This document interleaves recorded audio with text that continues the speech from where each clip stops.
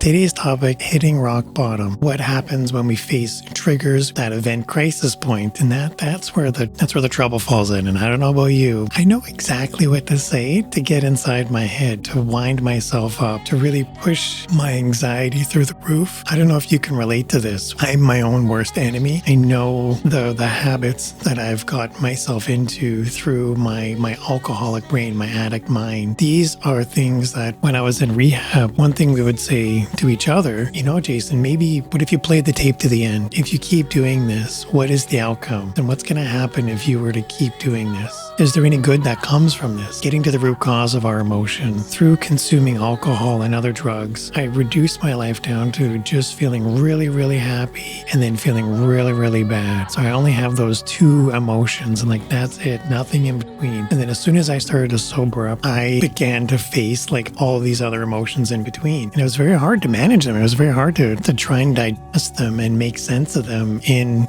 treatment. We would need a lot of support. It's very supportive. It's very encouraging. But there were times when my ego gets the best of me. There's times where my anger, frustration, my resentment, they kick in. They're a part of me. It's not about getting rid of them. In recovery, it's not about abolishing negativity. It's not about abolishing or removing frustration. You're going to get frustrated eventually at something. I can't remove, but what I can do is I can take active steps to help manage when I don't. And when I'm just avoiding it, I just put it off until later. And I say, you know what? I'm just going to deal with this later. I don't have time to worry about my ego. I'm just going to delay that thought. I'm going to deal with it later. And as soon as I start delaying something, as soon as I start avoiding something, I'm now holding on to it because I'm taking that and I'm putting it in my backpack. But when I have 20 things, when I have 40 things, when I have 100 things, it's inevitable. I'm just pouring it on and I'm taking it on. Pretty soon, I start to look for it. If I'm feeling anxious, I'm looking for anxiety. If I'm feeling angry, I'm looking for anger. If I'm feeling upset and emotional, I'm looking for those things. And it sounds absolutely silly. It sounds bonkers to say this out loud. When my emotions are getting the best of me, the worst case can happen, and that's hitting rock